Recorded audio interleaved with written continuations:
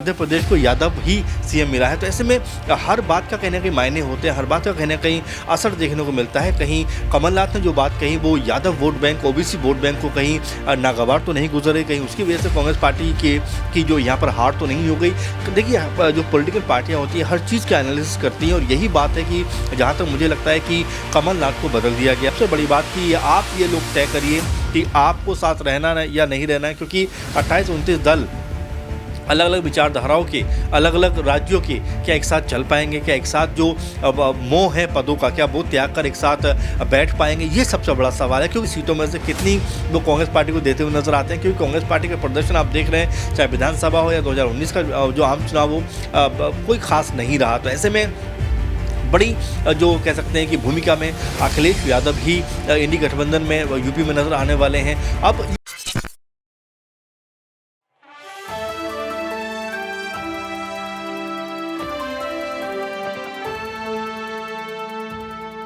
लोकसभा चुनाव 2024 28 पार्टियों का इंडिया गठबंधन एक बार फिर से अपनी बैठकों का दौर शुरू कर चुका है।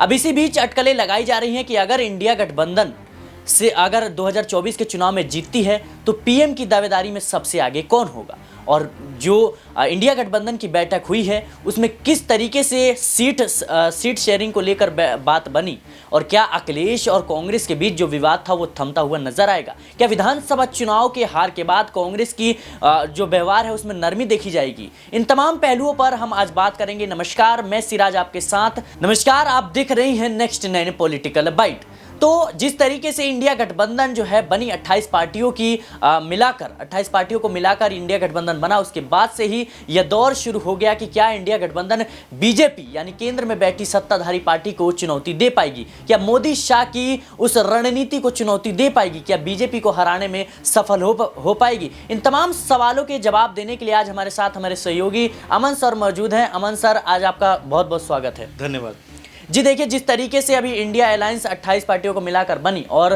विधानसभा चुनाव के बाद फिर से एक बैठकों का दौर शुरू हो चुका है, तो क्या इसमें अखिलेश और जो कांग्रेस के बीच विवाद था वो थमता हुआ नजर आएगा? क्या विधानसभा चुनाव में हारने के बाद अब कांग्रेस की व्यवहार में नरमी देखी जा सकती है? देखिए, बिल्कुल, और जिस तरह से कांग्रेस और तमाम जो इंडी गठबंधन का जिक्र आपने किया, जाहिर सी बात है। देखिए सिराज, क्योंकि अगर 5 राज्यों में से बात करें तो कांग्रेस पार्टी को सिर्फ तेलंगाना में सफलता हाथ लगी, वहीं जिस तरह से छत्तीसगढ़, मध्य प्रदेश, राजस्थान में उनको हार मिली, उसके बाद वाकई आपकी बात से मैं सहमत हूँ कि नरमी उनको लाना चाहिए। क्योंकि देखिए, जब तक आप सहयोगियों के साथ में बेहतर तालमेल नहीं बैठाएंगे, आप ये उम्मीद नहीं कर सकते कि आप बीजेपी को हरा पाएंगे। देखिए, समाजवादी पार्टी लगातार ये बात कह रही थी चुनाव से पहले मध्य प्रदेश के लिए कि भाई हमें 2-4-5 सीटों पर चुनाव लड़ने दो, लेकिन कांग्रेस पार्टी ने उनको एक भी सीट नहीं दी। और यही कांग्रेस पार्टी के बड़े लीडर थे कमलनाथ, जो सीएम पद के उम्मीदवार थे। वो कहते हैं कौन अखिलेश। और देखिए, इसके ठीक बाद अब अगर देखें तो मध्य प्रदेश को यादव ही सीएम मिला है। तो ऐसे में हर बात का कहीं ना कहीं मायने होते हैं, हर बात का कहीं ना कहीं असर देखने को मिलता है। कहीं कमलनाथ ने जो बात कही वो Yadav vote bank, OBC vote bank को कहीं नागवार तो नहीं गुजरे, कहीं उसकी वजह से कांग्रेस पार्टी की जो यहाँ पर हार तो नहीं हो गई। देखिए, जो पॉलिटिकल पार्टियाँ होती हैं हर चीज़ का एनालिसिस करती हैं, और यही बात है कि जहाँ तक मुझे लगता है कि कमलनाथ को बदल दिया गया, और अब जीतू पटवारी जो नए अध्यक्ष बने कांग्रेस पार्टी के मध्य प्रदेश के लिए, तो लगातार बदलाव का दौर कांग्रेस पार्टी में भी देखने को मिल रहा है। लेकिन महत्वपूर्ण बात जो आप कह रहे हैं कि क्या इंडी अलायंस की जो अब बैठकें शुरू हो रही हैं, जिस तरह से कई चीज़ें इसमें हालांकि इसमें निकल के आने वाली सिराज, जैसे पीएम पद का चेहरा कौन होगा, सीट शेयरिंग को लेकर क्या मामला बनेगा, कौन सा बड़ा चेहरा संयोजक की भूमिका निभाएगा, किस तरह से ये अलायंस आगे बढ़ता हुआ दिखाई पड़ेगा। क्योंकि अगर आप देखें तैयारी के हिसाब से भी अगर आप देखें तो महज 4 से 5 महीने का वक्त है जब चुनाव हो जाएंगे। तो ऐसे में 1-8 महीने के अंदर सारा का सारा जो कह सकते हैं प्लान इनको कह सकते हैं बनाना पड़ेगा। अगर उसमें कहीं ना कहीं ये फेलियर होते हैं और पार्टी को एकजुट नहीं कर पाते हैं या रख पाते हैं, तो ये सबसे बड़ी हार कहीं ना कहीं कांग्रेस पार्टी और इंडी अलायंस की होगी। क्योंकि लगातार ये बात कह रहे थे कि अब जनता ने तय कर लिया है कि बीजेपी को हटाना है, लेकिन सबसे बड़ी बात कि आप ये लोग तय करिए कि आपको साथ रहना या नहीं रहना है। क्योंकि 28-29 दल अलग अलग विचारधाराओं के, अलग अलग राज्यों के क्या एक साथ चल पाएंगे? क्या एक साथ जो मोह है पदों का, क्या वो त्याग कर एक साथ बैठ पाएंगे? ये सबसे बड़ा सवाल है, क्योंकि जब तक वो मोह नहीं छूटेगा पदों का और तमाम बड़े बड़े ओहदों का, तब तक कहीं ना कहीं आपस में प्रॉब्लम बनी रहेगी। और साथ में जिस तरह से आपने शुरुआत में भी कहा कि क्या जो सीट बंटवारे को लेकर जो बात कर रही थी, क्या जिस तरह मध्य प्रदेश में रहा है वैसा ही क्या अब कह सकते हैं यूपी में भी ऐसा रहने वाला है? क्योंकि अगर अखिलेश यादव जो है अभी भी नाराज़ रहते हैं कांग्रेस पार्टी से पॉलिटिकल लिहाज से, तो जाहिर सी बात है कि 80 सीटों में से कितनी वो कांग्रेस पार्टी को देते हुए नजर आते हैं। क्योंकि कांग्रेस पार्टी का प्रदर्शन आप देख रहे हैं, चाहे विधानसभा हो या 2019 का जो आम चुनाव हो, कोई खास नहीं रहा। तो ऐसे में बड़ी जो कह सकते हैं कि भूमिका में अखिलेश यादव ही इंडी गठबंधन में यूपी में नज़र आने वाले हैं। अब ये कई तरह के कयासबाजियाँ हैं, कई तरह के सवाल हैं कि आखिर वो बड़ा चेहरा कौन सा होने वाला है जिसके ऊपर इंडी गठबंधन और लोग भरोसा करें कि भाई हाँ, ये जो है बीजेपी के सामने खड़ा होकर जो है एक मजबूत स्तंभ की तरह दिखाई देगा। मुझे लगता है कि अभी ये तय होना बहुत ज़रूरी है, क्योंकि 6 महीने के अंदर आपको लोगों के बीच में जाकर बताना पड़ेगा कि वो चेहरा ये राहुल गांधी हैं, ममता बनर्जी हैं, या फिर नीतीश कुमार हैं, आम आदमी पार्टी के जो है वो अरविंद केजरीवाल हैं, कोई भी हैं वो आपको तय करना पड़ेगा। अगर आप तय नहीं कर पाते, अगर मगर में आप उलझे रहते, तो बीजेपी इसी का फायदा कहने को उठाती हुई नजर आएगी। जिस तरीके से आपने तमाम बड़े चेहरों का नाम लिया, खासतौर पे नीतीश कुमार, ममता बनर्जी और जो तमाम शरद पवार हैं, बात करें शशि थरूर हैं, मल्लिकार्जुन खड़गे, राहुल गांधी, अखिलेश यादव, ये तमाम जो बड़े चेहरे हैं, इस बीच जो है कहीं ना कहीं आपको लगता नहीं है कि ममता बनर्जी ने जिस तरीके से आज बयान दिया है कि चुनाव के बाद ही जो है घोषित किया जाएगा कि जो पीएम के पद पर कौन बैठेगा, ऐसे में पीएम को लेकर बहसबाजी हो सकती है?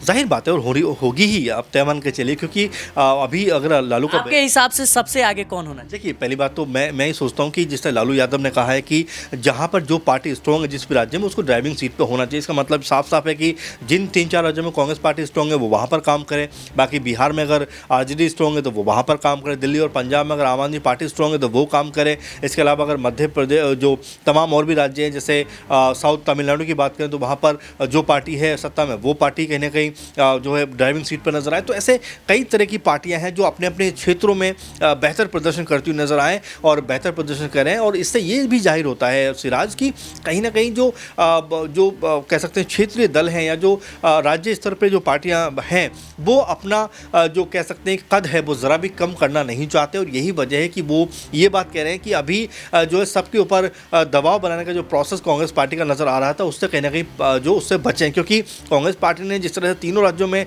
बुरी तरह से हार उनकी हुई है, उससे तमाम जो कह सकते हैं और भी पार्टियां हैं वो भी यही बात कहेंगी कि भाई आप जो है 3 राज्यों में चुनाव हार के आ रहे हो और आप हमें समझा रहे हो, इसका मतलब ये है कि आप भी वैसा ही करिए जैसा हम लोग कहते हैं, क्योंकि आपकी अगर हार हुई इसका मतलब जनता ने आपको नकार दिया है। तो ऐसे में कई तरह के सवाल हैं, कई तरह के जो बातें हैं जो कह सकते हैं एक मुख्य चेहरा बनने को लेकर होंगी। लेकिन अगर आप मुझे पूछ रहे हैं तो मैं ये कहूँगा सिराज की 2-3 चेहरे हैं कांग्रेस पार्टी को। देखिए, भले ही 3 राज्यों में हार का सामना करना पड़ा है, लेकिन अभी भी सबसे अधिक वो 4 राज्यों में अपनी सरकार को कहीं ना कहीं संभाले हुए है। तो आप उसको ये मान सकते हैं कि वो बड़ी पार्टी है अभी भी। और देखिए, कांग्रेस पार्टी को लेकर ये कहा जाता है कि घर घर के अंदर वो पार्टी पहुँची हुई है। आज भी अगर देखें गाँव तक अगर कोई जिक्र है किसी पार्टी का बीजेपी के बाद, तो वो कांग्रेस पार्टी। इसके अलावा टीएमसी को यूपी के किसी गाँव में कोई नहीं जानता है ना, जेडीयू को यूपी किसी गांव में कोई नहीं जानता होगा। तो अगर घर घर तक कोई पार्टी पहुंची है बीजेपी को सीधे तौर पर टक्कर दे सकती है तो वो कांग्रेस पार्टी है, मगर उनका संगठन उतना कमज़ोर है कि वो खड़े नहीं हो पा रहे हैं। तो ऐसे में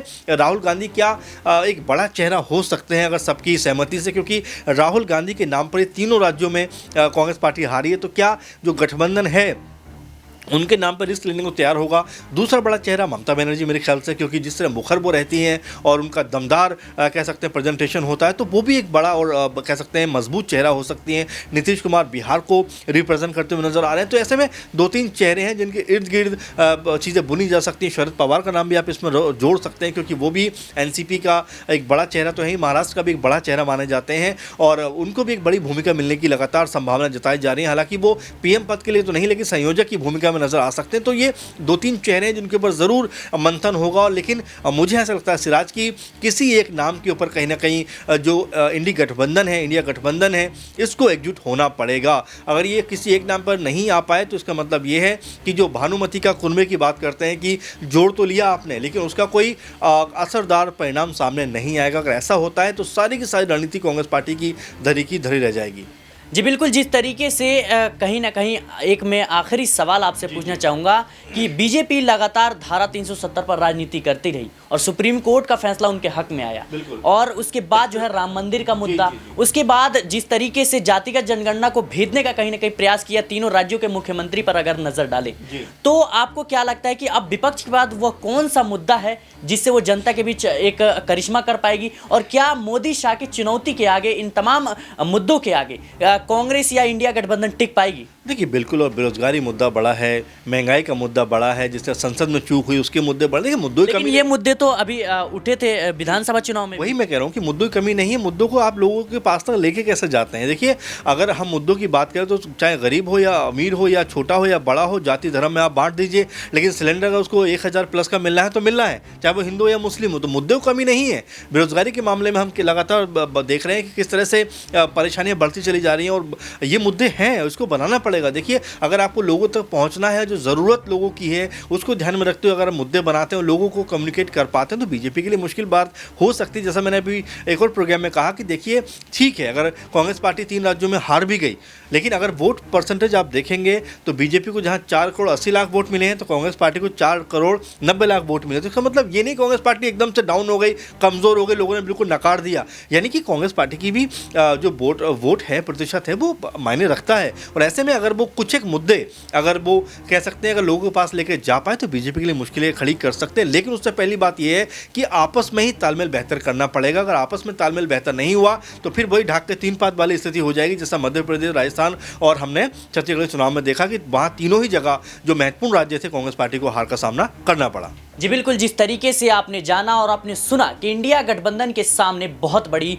चुनौती है, पीएम का दावेदार कौन होगा, और साथ में 28 पार्टियों की जो संगठन है, इसके बीच पीएम दावेदारी को लेकर, सीट शेयरिंग को लेकर, ये तमाम बड़े मुद्दे हैं जिन पर चर्चा होना अभी बाकी है, जिन पर सहमति होना अभी बाकी है। और अखिलेश और कांग्रेस के बीच जो विवाद था, उस पर भी पूरी दर्शकों की जो है निगाह होगी, पूरे भारत की निगाह होगी, क्योंकि कहीं ना कहीं केंद्र में सत्ता में बैठी बीजेपी पार्टी को और मोदी शाह की चुनौतियों को जो है एक पार पाना आसान नहीं होगा। फिलहाल के लिए इस रिपोर्ट में इतना ही। देश और दुनिया की तमाम खबरों के लिए देखते रहे नेक्स्ट 9 पॉलिटिकल बाइट।